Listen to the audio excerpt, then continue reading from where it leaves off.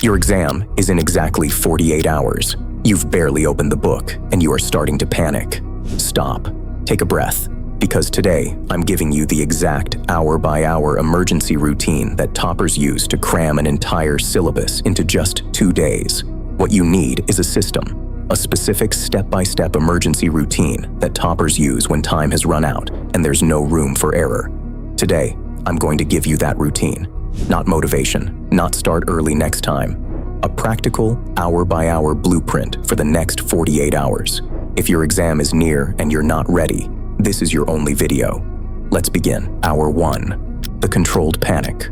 Most students, when time runs out, make one fatal mistake. They grab the biggest book, they open to page 1, and they try to read everything. This is like trying to drink an ocean through a straw.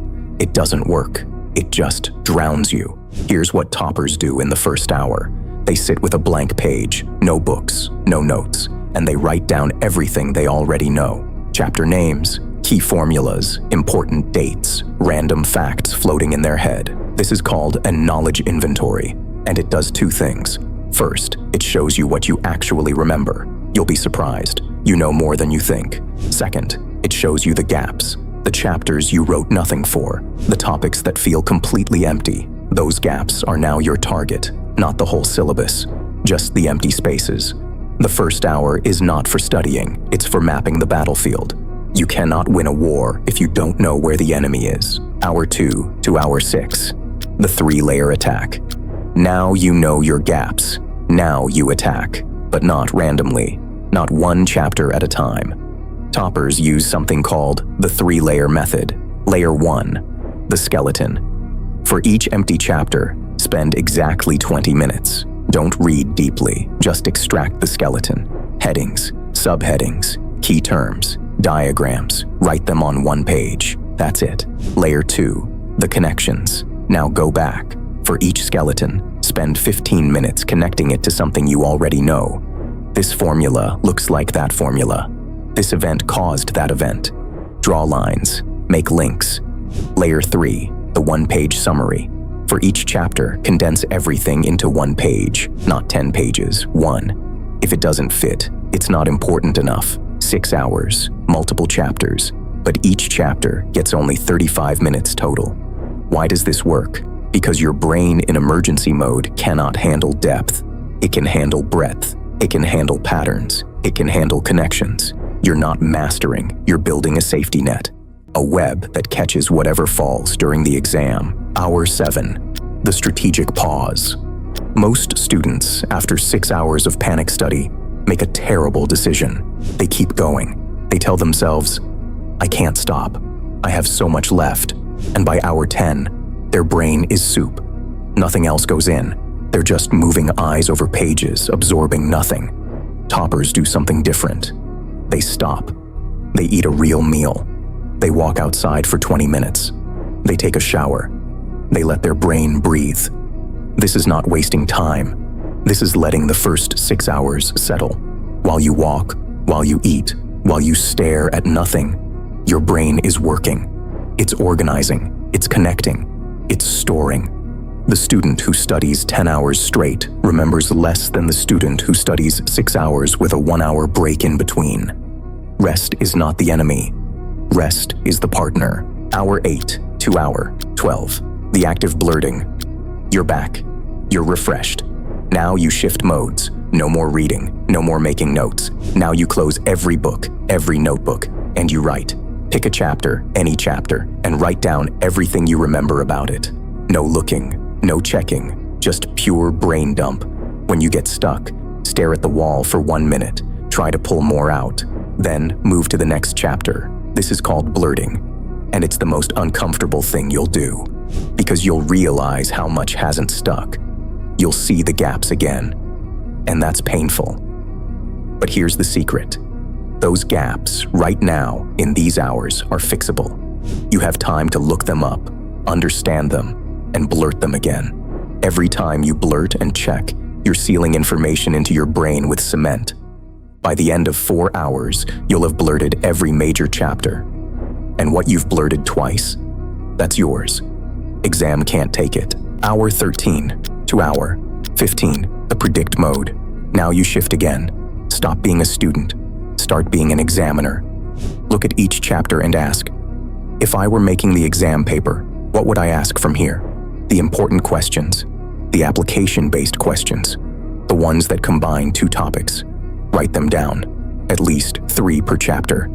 Then, without looking at your notes, try to answer them. Not full essays, just key points, bullets, structure. This does something magical. It trains your brain to think like the person holding the answer sheet. You stop guessing what might come. You start preparing for what will come. And when you walk into the exam hall and see a question you predicted, confidence skyrockets. Panic disappears. Hour 16, the night before. It's late, you're tired, your brain is full. Most students make the final mistake. They study until they fall asleep on the book. Toppers do the opposite. 1 hour before sleep, they stop active studying. They close everything, they lie in bed, and they do a mental walkthrough. They visualize walking into the exam hall, sitting down, opening the paper, seeing questions, and calmly, confidently, writing answers. This is not magical thinking. This is mental rehearsal. Your brain cannot fully distinguish between imagined and real. When you rehearse calm performance, you program your brain to perform calmly. Then they sleep. Minimum 6 hours. No phone. No last-minute reading. Because sleep is when everything you studied moves from short-term to long-term. No sleep equals no storage. It's that simple. The morning of, the 0-hour protocol. You wake up. You eat something light.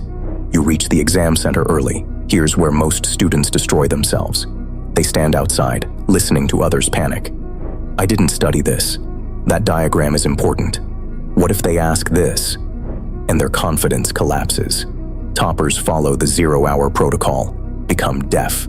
Stand away from the crowd. Do not listen to anyone. Do not discuss anything. Do not open a single book.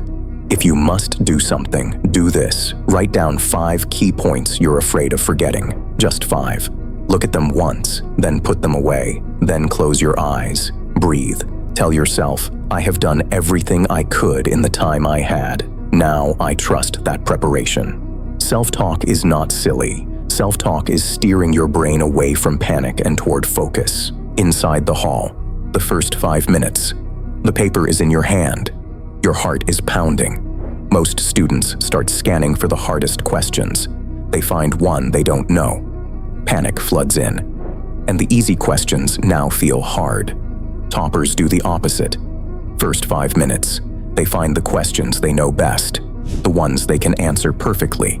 They answer them first, on rough paper, completely. This builds momentum. Confidence grows. The brain relaxes.